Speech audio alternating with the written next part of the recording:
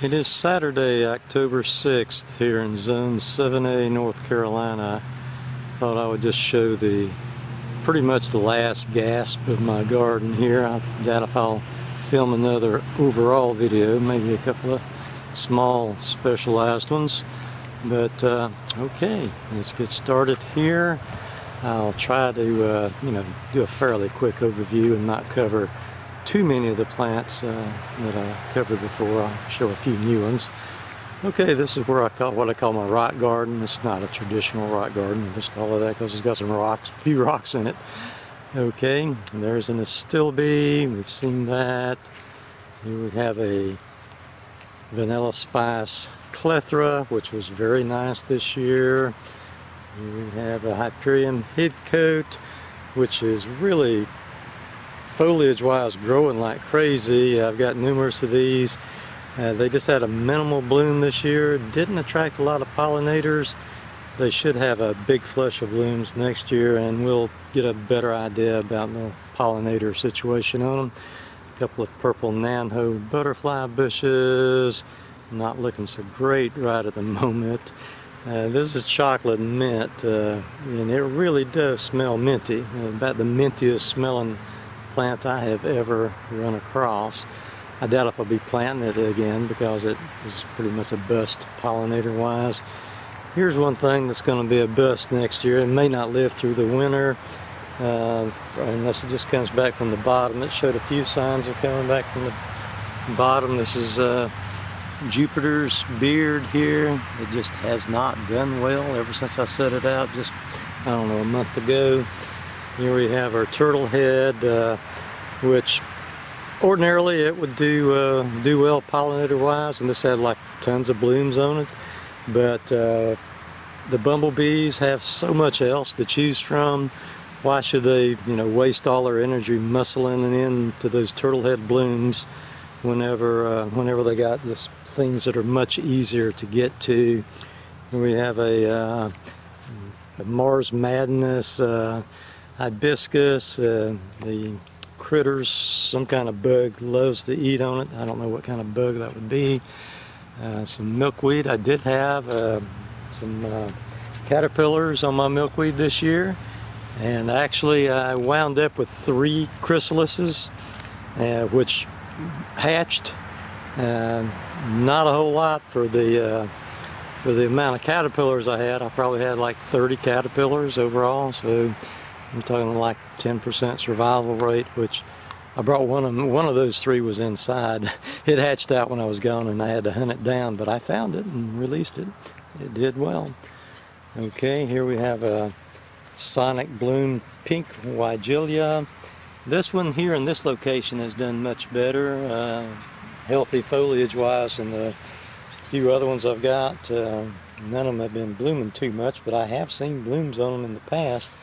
There's a Nyphophia, which has not done well pollinator wise. Here is my Carolina jessamine here on this arbor, which has just gone absolutely crazy. It blooms in the spring if it doesn't frost it out. Most years 90% of the blooms are killed by frost here, and most years we are in just a horrible frost zone, right in this kind of a microclimate frost zone somehow or another. Here is another Hyperion headcoat. This is a fairly large one. Right up here I have a recent addition, a I'll write the name later on, Cascading something or another butterfly bush. I had to protect it because the squirrels otherwise would break out all the branches, much as they have here on this Caryopteris big blue, BLEU. But this thing's supposed to get like really huge, have about the biggest butterfly panicles, bloom panicles of any butterfly bush I've ever seen. It's just like 14 inches long, 16 inches long, and they're like fluffy thick, like 4 inches thick, supposedly. Here we have, marigold, blue, I don't forget the name of it, cottage, red cottage marigold or something like that. And here we have some Mexican heather, which has done very, very well. always attracts tons of pollinators. Now here, finally, it took it all the way. I bought this this pineapple sage here, which right now is 6 foot tall, so probably a little over 6 foot tall. There's 3 plants in here. Planted them in the spring, just little tiny 4-inch pots, and it took it all the way till just almost October 1st to bloom. Pretty much a little bit of everything likes it. I wouldn't say I ever come out here and it's absolutely covered up with pollinators.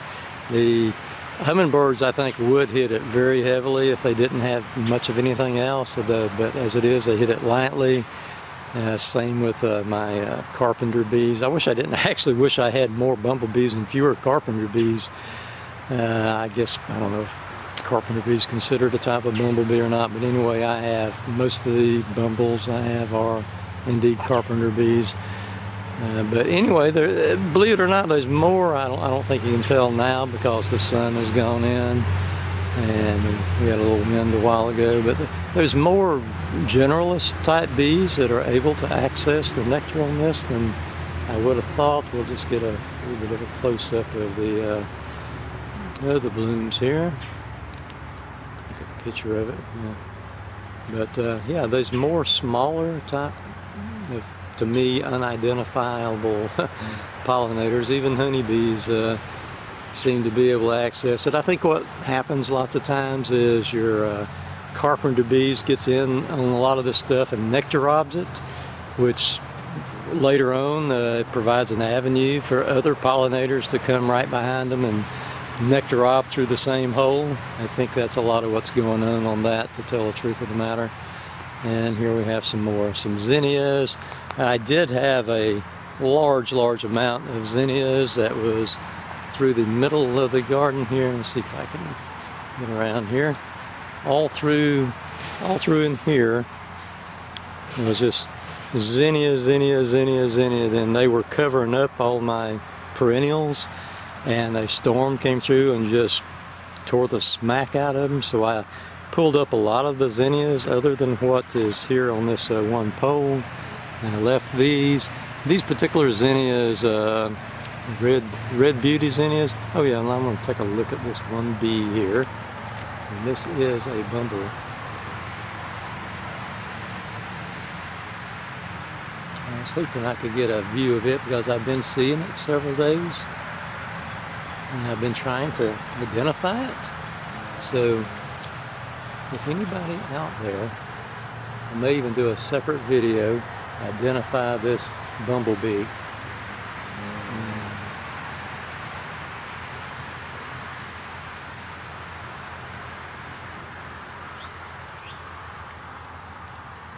When I look,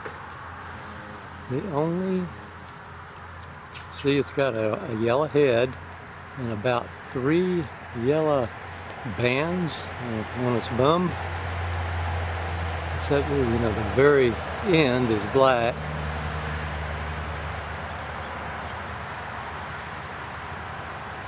And when I looked up bumblebees, the only thing I can figure out is this is a Sonoran bumblebee. I mean, that's what matches up the best of what I've been able to find.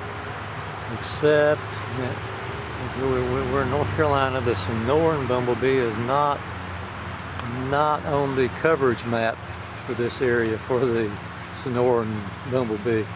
So yeah, it would be kind of neat if I had a renegade bumblebee here. Well, anyway, there's that. What I was getting ready to say before the possible Sonoran bumblebee showed up was that these zinnia here are 7 foot tall, and the seed packet says they get to 3 foot tall. So there you go. We have right here these asters, which are still blooming, are radon's favorite asters, and they do attract some pollinators. And don't be misled, by the way. I mean, this is just a new planting. It's a little over a year old, and they will wind up filling in this area. And they were shaded out all summer by the zinnias that were in this area. As a matter of fact, if you'll look here, I'm sure that all these little plants you see coming up here are just volunteer zinnias that came from seed here this year that they put up. And before I was able to deadhead some of them. But anyway, yeah, this is Radon's favorite. It's an aromatic aster, and from the pictures I've ever seen, they usually don't look quite that ratty on the bottom. But I've got high hopes they will spread, I'm sure. Here's another kind of aster that I planted not long ago, and the rabbits have been eating them a little bit, but I'm hoping that won't continue. And we'll see. This is a Frittata Mach aster. Okay, supposed to get fairly large. And here is some blue boa agastache. I'll show you later on some other blue boa that has just been outstanding. If you want one of the best pollinator plants in the world, plant blue boa agastache. The black adder is also excellent, but you need both. You need black adder and blue boa. And this butterfly bush here never had a chance to grow this year because of the zinnia covering it up. That's one reason I took it out. You know, you don't want your annuals covering up your perennials all summer long. You need to tear out a few of them, give your perennials a little bit of chance to grow before wintertime gets here. There's a Caryopteris. I like Caryopteris, but it's not as long of a bloom season as what I would like. But it is an excellent pollinator plant. Here we have in the hanging baskets, these are all cigar plants, and the hummingbirds and the carpenter bees have just went to town on these things this year. It's been amazing to watch. Here's a new plant. This is a Fothergilla. It's a native plant. This is a dwarf version, so this is a cultivar of a native. And it's I've only had it set out a couple of weeks, and it's already, like, from here up, this is from my hand up, is all new growth on it. So it's apparently got a happy spot here.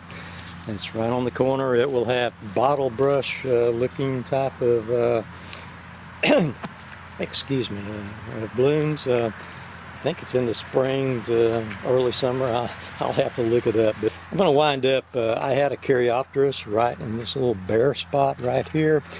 I'm going to plant a little Henry Itea virginicus, I think is the technical name, because this is a soggy spot, not fairly shady in the wintertime. Sometimes the ground will even freeze an inch or two thick, so I'm not going to plant it this year. I'm going to plant it in the spring and let it get established. Here we have these plants here that have the bigger blooms than the cigar plant. Is a candy corn plant. I forget the Latin name, but the hummingbirds, I mean, they dearly love these things. If you get a plant of this in the spring, a small plant, it will take it a long time. It will take it all the way till fall to reach the bloom stage. If you overwinter, if you take cuttings or whatever, overwinter them, they can be blooming practically all summer long, which is what I've done here. Okay, moving along here. Here we have a mandevilla.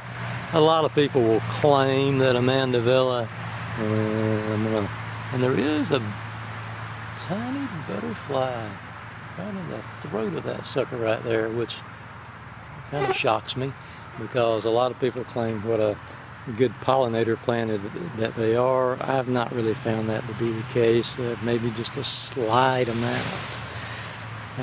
Here we have a same thing here, Pentas, purported to be a tremendous butterfly plant.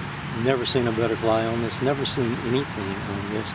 Although, you know, it is small. Lots of times when you just got a small specimen of a plant, nothing happens pollinator-wise, and then when it gets bigger, all kinds of stuff happens. This has been a success pollinator-wise. This is a wild magic basil. Now, it looks similar, except it's more purple in tone to your African blue basil. The African blue basil is an amazing pollinator plant. This plant here is a pretty good pollinator plant. Nothing like your African blue basil, but it still has its use. I mean, it looks actually a little nicer than the African blue basil, and purportedly will go into the fall longer, possibly even withstand a light frost or two, from what I understand. But we'll see about that. With African blue basil, I don't think we'll do that. Nothing much new. This is Amistad, Salvia Amistad here. Decent pollinator plant. Here we have, this has been tremendous. This is a millennium garlic. You can see here I've deadheaded it. Sends up blooms on long stems like this. And it won't have just one flush of bloom. It will have numerous flushes of blooms all summer long. Right now I just happen to hit a period where it's got 0 blooms, but this has been quite a performer and very good pollinator wise. Here we have zinnia, which is, kind of looking bad. It is October. That's I forget, the Zowie Wowie yellow or something like that. Yellow flame. Okay, now we're going to pan over here. See how long I've been doing this. 18 minutes already. Okay, here we have a black knight butterfly bush. I planted it just as a, I don't know if it was to tell the truth, I don't know if it was 1 gallon or 3 gallon pot, but from Lowe's. But it has grown like crazy. It's at least tripled in size, at least. Another Caryopteris. Here we have some more turtle heads. This is the African blue basil, and as you can see just all manner of and carpenter bees and a few honeybees on it. There are a few other critters that will visit it besides the carpenter bees. So I don't know if it's just a big year for carpenter bees, or they've always been this many here and I just had never noticed it because I hadn't always been doing the pollinator garden stuff. But wow, we have had carpenter bees. Thankfully we have a brick house, so I haven't had any problems with them. Right here, this is and I've got high hopes for this. This is a Eternal Fragrance. Get some scale here, it's not very big. Eternal Fragrance Daphne, and I put it in. It was about half that size, and it nearly died because its feet were too wet, so I moved it. And even though it nearly died, it had like just 1 or 2 small blooms, and they just smell wonderful. So I'm hoping, I got big hopes for that, and I'm not going to let the other stuff crowd it out. I have a tendency lots of times to let one thing crowds out another, and I just let it go. But I'm not going to let anything crowd out that little sucker, and if I have to, I'll move it again. But it seems very happy there, so I don't want to do that. Here's some Gaillardia, which is absolutely bloomed all summer long. Don't ask me what breed of Gaillardia this is. It's had a minimal amount of pollinators. Right here is the rosette, I guess you would call it, or a clump of Helenium, Mardi Gras Helenium. It really had a similar overall growth habit, and in a way similar looks, tell the truth of the matter, to this Gaillardia right here. But it just played out, so I had to cut it back because it looked way too ratty. This is a blue steel Russian sage. I've tried various Russian sages, never have had much luck with them. This must be our climate or something, I don't know. But we'll see how that goes. There's a hardy hibiscus. This is a Luna hardy hibiscus. Has real pretty pink blooms on it. Looks like I might get one more bloom on it this season. Probably will be it. A couple of nano purple butterfly bushes. Ooh, okay, let's see here. Just a minute. There's me a monarch, and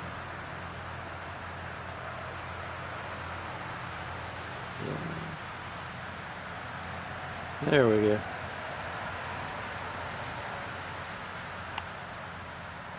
That would be a male monarch. You can tell by when it opens its wings, it has those two little dots in the back portions of its wings, kind of on the middle. Well, it's got, can't see it now, it's hiding from me.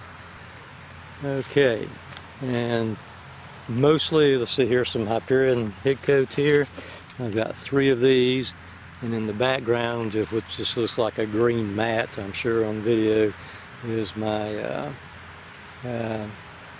bee balm. It's just Monarda fistulosa, except for 3 of them in there.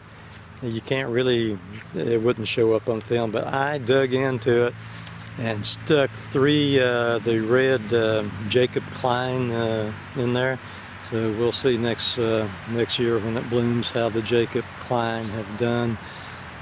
I'm hoping that it you know, looks really good and spreads and all. Right here is an ARP rosemary. I had a different breed of, it got pretty large this year. The first year I planted it, it's 18 inches tall, a little less. Did not bloom, did not even think about blooming, but my previous rosemary I had here died. It was actually a zone 8 and we had like a zone 6 winter last year, so obviously it died. The ARP rosemary is purported to be the most cold hardy of the rosemaries, so we'll see how it does. Here's another African blue basil, and I don't know if this is normal or not, but my bloomerang, so this is October the 7th, remember, 6th, 7th, whatever, 6th.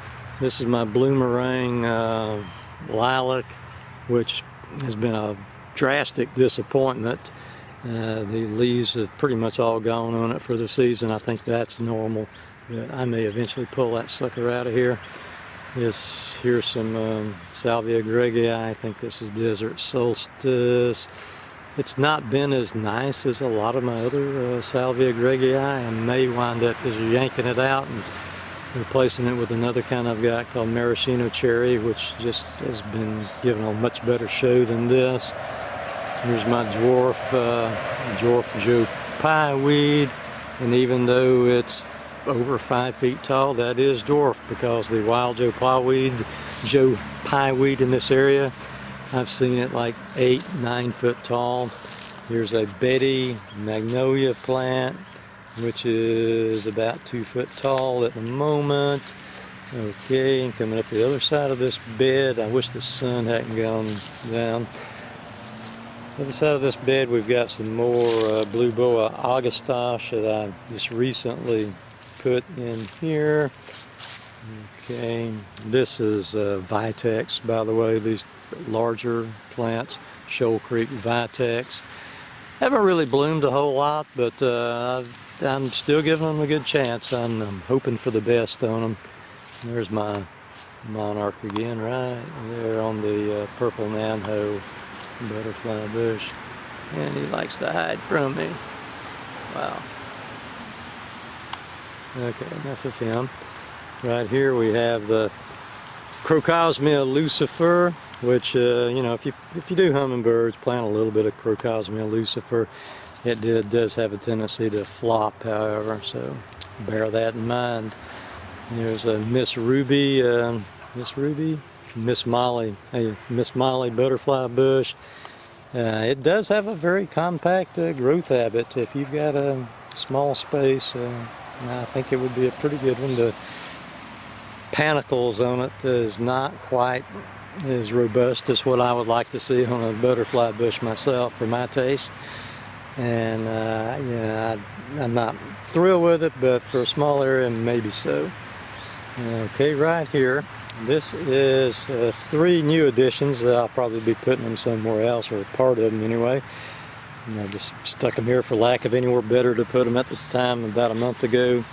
This is a Penstemon Marianus, and we have a Monet Moment cardinal flower. It's just going to make a rosette this year. It will bloom next year.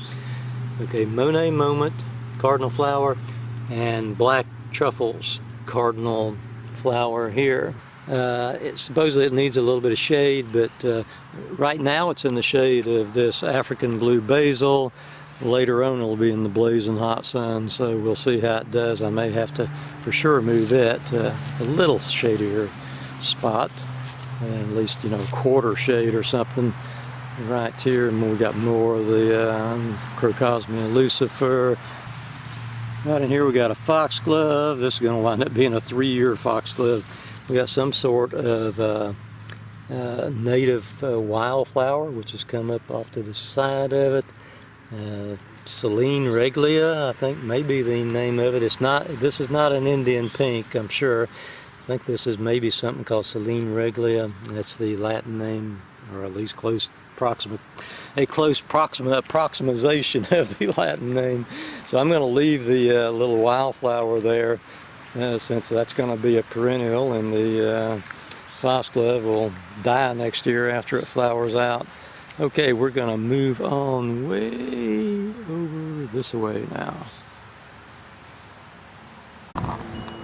Okay, and on the way over here to the other garden beds, I'll stop and show a couple of items. This is a new item here, planted only a couple of weeks ago. This is a soft caress mahonia. Most mahonias have spiny leaves, broader leaves. This here is almost like bamboo. It's about 3 foot high, 3.5 foot wide.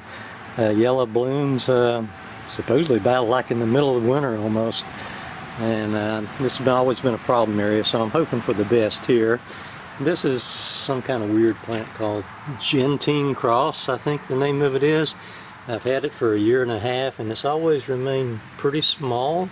This is actually the best it's looked. I think I'll take it inside this winter and see if it'll continue to grow. Right there is not a cypress vine, but just a trumpet vine. A lot of people talk about how invasive they are, and they may be, but I'm going to give them a shot just for the hummingbirds. This area is semi-confined, so maybe I won't have too much trouble, although I do have one in my main bed. Okay, continuing on. This is an April Tryst Camellia, and it's done very, very well there. It's mainly for the foliage. If you can see here, it's got like tons of buds on it, and the foliage, I just love how glossy it is. But it has tons of buds, just hundreds of buds. And most of them get frosted out. I know it's supposed to be kind of resistant to frost there in the spring, but when it blooms, but they do get frosted out. The buds do get killed on it, a lot of them at any rate. And there's a squirrel on a stump. That's this was a diseased oak tree. Hey, squirrely, what you doing there? Is that your stump? Maybe I should start feeding you there. I feed them plenty anyway. Okay, moving on. This here is a, I think, razzleberry Chinese fringe plant, Loropetalum. Got it from Lowe's off of their bargain bin, and it has really taken off and started to grow very nicely. It's about 16 inches tall, and it's 2 foot wide now. So, and it did have a few little fringy raspberry colored flowers on it. This here, let's see if I can see any. Oh yeah, there's a few things buzzing around on it. I was a little bit worried about it. This is a bush clover, scientific name Lesbidosa, something like that. I'll butcher the last part of it, Lesbidosa leucaenus. And the only reason that some of these plants right here are in such big holes is because I dug stumps out and then made a big hole. So they've got a lot of soil amendments. The plants didn't cost much, but the soil amendments would cost a fortune. Right over here is an Anthony water spirea. It was in bad shape when I put it in, and it's too late to cut it back and let it flush back out. I wanted all the energy to go back into the roots, so I will be cutting it way back in the spring when it first starts coming out. I'm hoping it'll be a good pollinator plant.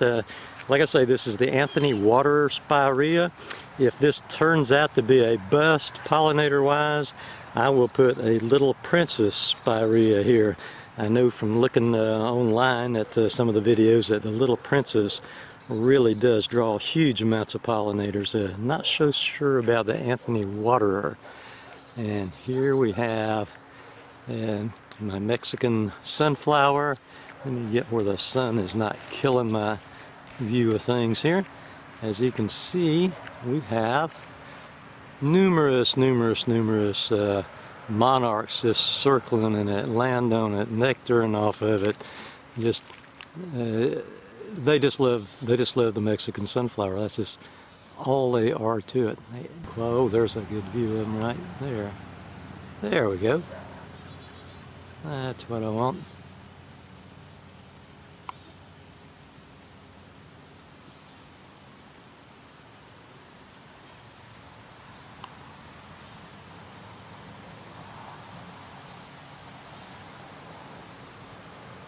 But yeah, if you're going to take care of the monarchs, if you want to take care of the monarchs on their southward migration, which is mainly what we get here, this is October, plant you some Mexican sunflower, because they dearly love the Mexican sunflower. I did have some Mexican sunflower in pots around front, and this here's in the ground, and that in the pots did not do nearly so well. And even though it has a few blooms on it, of course, the monarchs don't pay much attention to it. They just congregate right back here on these, mainly that plant. And there's a few here on this plant when the sun's shining on it. Okay, continuing on this bed here. This bed here was mainly the, I'll have a lot of stuff to plant here next year, because it is mainly Mexican sunflowers and Verbena bonariensis, which are both annuals. Yeah, next year I will be replacing all of that. I will be putting back definitely some Mexican sunflower, maybe a few. There'll be some volunteer Verbena bonariensis, I'm sure. Here's a shorter form of Gaillardia blanket flower, whatever you want to call it. It does have a few pollinators that frequent it. It's not like huge, but there's a few. This is Royal Candles, Speedwell, Veronica, Speedwell, Royal Candles. It had a nice flush of blooms earlier, and then it just, it went back to this rosette deal, which actually, in some ways, this is kind of nice, even though it doesn't produce anything through the summer, or this one didn't. The rosette looks nice in comparison to the ones that do produce sporadically. The ones that do produce, my blue border speedwell, it looks a little ratty through the summer, but it's just too good of a pollinator plant not to keep. This here is some penstemon, arabesque penstemon. Not crazy about it. This could be on the way out. I've got some more of this where I'll show you the blooms on it in a little while. Right here is a Pride of Madeira Echium, which, this is like a zone 9 plant probably, and this is zone 7, so it just got too big to keep taking in the house every year. It's like 2.5 foot tall and 3 foot wide, so I don't have room for it. So I may try to protect it a little bit out here. I don't think it will survive, but I was hoping to get some bloom spikes off of the darn thing, and I haven't managed to do that yet. Then we have some kind of canna lily, which it did bloom. It's got the nice variegated foliage on it, although it does sun scald pretty badly. Okay, moving on. I really don't have much in here but the Verbena bonariensis and the Mexican sunflower, other than I've got like about a dozen of these Hyperium hiccope plants right through here. We'll see. The jury's still out on these things. They really do have pretty blooms when they bloom. I hadn't had time to get established too good yet, but I did have a few blooms, which didn't draw many pollinators so far. Here, these long pink things here are Cleome plants. they're still going strong. They attract just a few pollinators. They have to be pollinated because they do produce seeds and they come up every year just on their own. Right here, I went to all the trouble, and eventually it's going to work out, but right now it's not. Went to all the trouble to put up this arbor with the cattle panels and the T-poles, planted 2 grapevines on each side, and as you can see in this I planted them in the spring, but we have had, and they have not done anything. I've actually replaced 1 plant, and two of them's just near death right now, it seems to be. So I don't know what the deal is going to be on this. Right here is a recent addition. What is this? This is a different bed. This is a Salvia darcii, yep, from Plant Delights Nursery. Plant Delights has like everything imaginable, but mainly this bed. I'm going to back up so we can get a better overview of this bed. And primarily it's a Agastache / Salvia type of bed. A few other items in it. It's got your hot lips and your maraschino cherry salvia is the 2 primary salvias which have done well in it. A few other ones which haven't done quite as well. We'll cover a few of the other ones right now. This is a recent planting, just it's not had time to do well.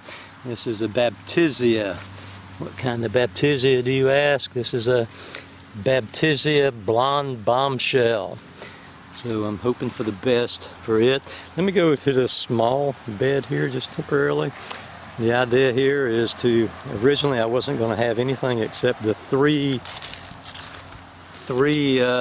Sonic Bloom pink Weigelia, which, man, they have been slow to do anything, but we'll see.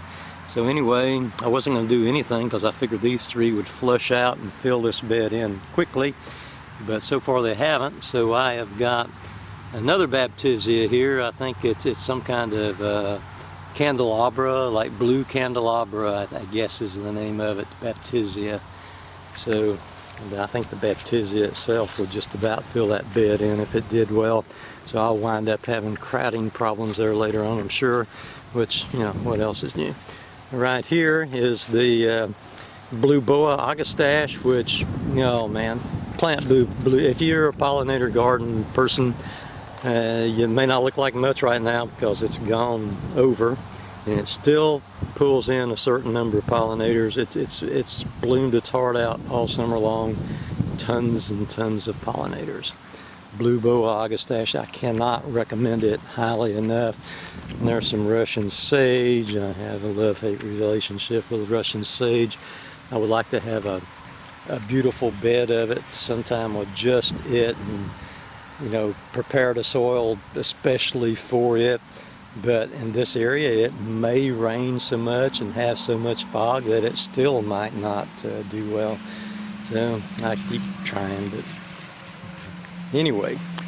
Okay, right, like I say, this is some of my combination of maraschino cherry and hot lips. The hot lips earlier on in the year is bicolored, but you know, red and white. But right now it's this late in the season, it's just all white pretty much.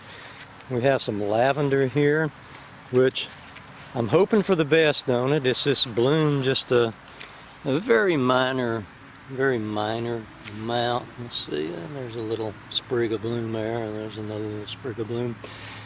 But this is the healthiest lavender I've ever managed to grow in the ground. I've only ever had luck with lavender in pots because of too much rain around here. But this here, I planted it from seed actually. They called it True Lavender.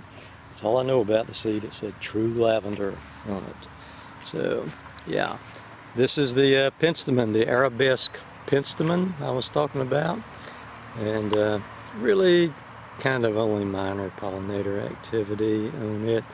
I've got a couple of 3 different colors. There's kind of a purpley color, white throat, there's my, and this one has a pinkish type of color to it. And right here, I've got 3 butterfly bushes. These are the Buzz series of butterfly bushes. These are the purple ones, and they've actually gotten, I've been pleased with them. Yeah, they just came from Walmart just for like $5 or something like that, the Buzz series, and they've done extremely well. Let's see, I think I've got a Buckeye butterfly. The Buckeyes have liked these pretty good, and also the Buckeyes have liked my black adder agastache. Let's see if there's any Buckeyes on the black adder. This is black adder here. I happen to have a couple of monarchs on it, and yeah, there's my Buckeyes. For some reason, the Buckeyes have just dearly loved this black adder. There's a great shot on.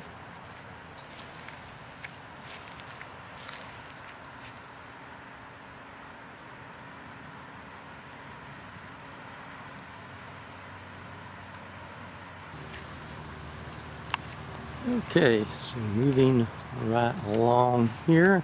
In the middle of this bed is the Shoal Creek Vitex. That's the tall plant.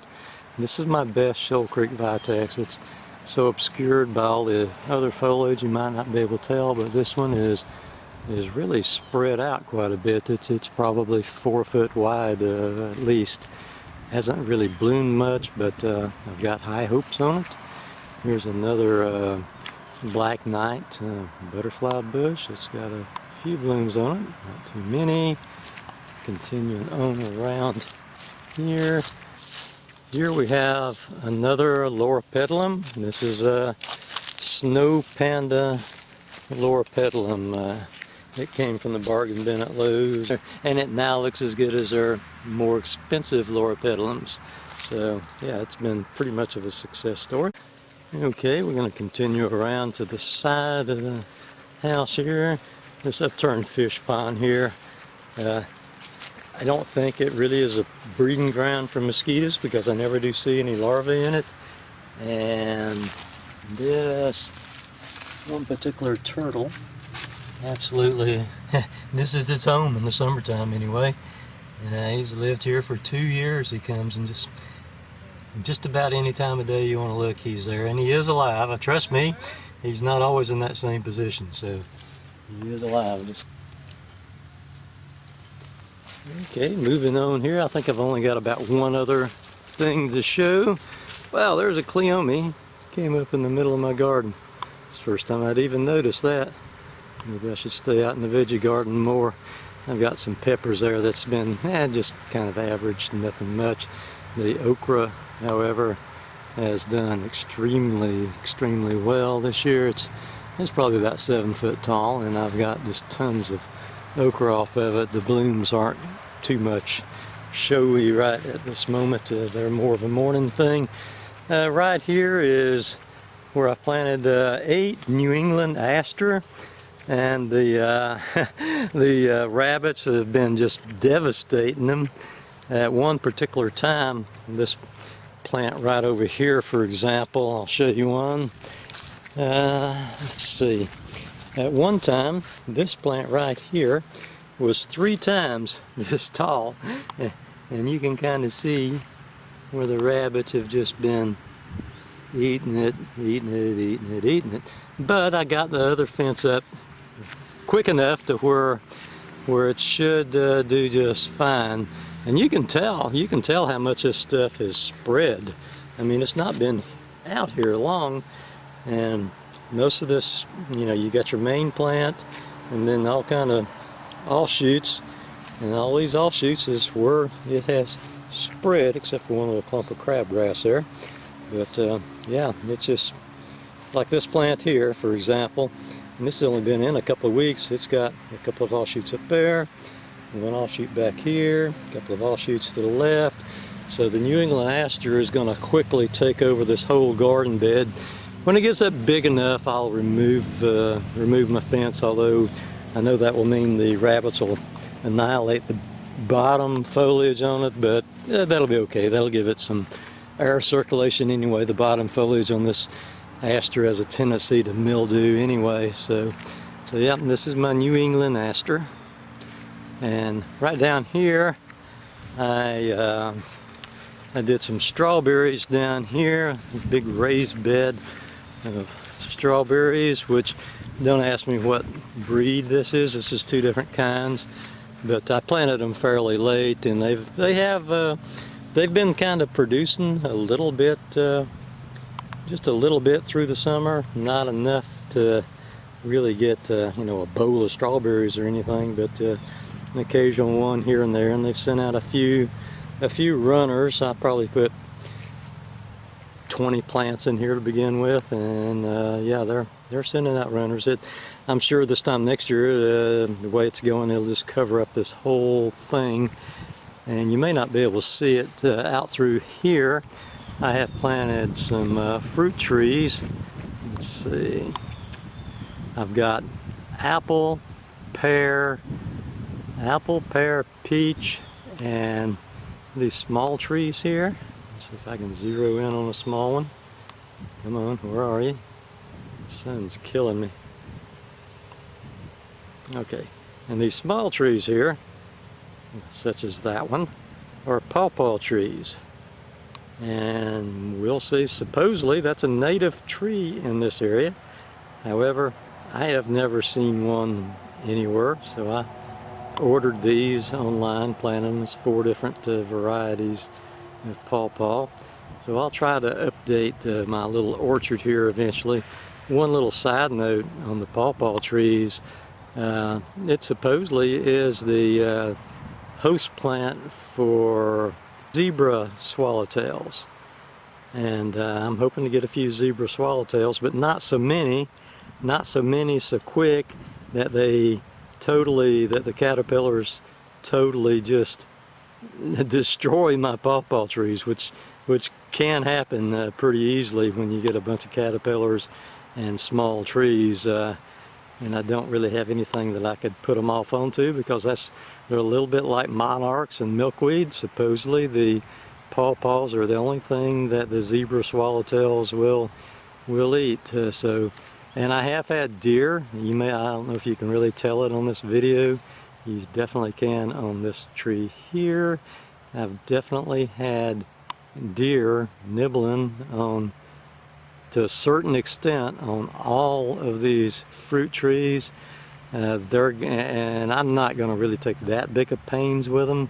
They're going to have to get up somewhat tall, you know, taller than you would really like for a fruit tree to get, to be able to be out of reach of the deer reaching up and nibbling at the leaves. So maybe that'll happen. You want them to be tall enough to be taller than the deer can reach, but not so tall that it's difficult for you to reach. And they do not like the pawpaw trees, which is a good thing. So yeah, we'll see how they are. There's 19 fruit trees in there, including the pawpaws. I'll go into more detail with them in a later video.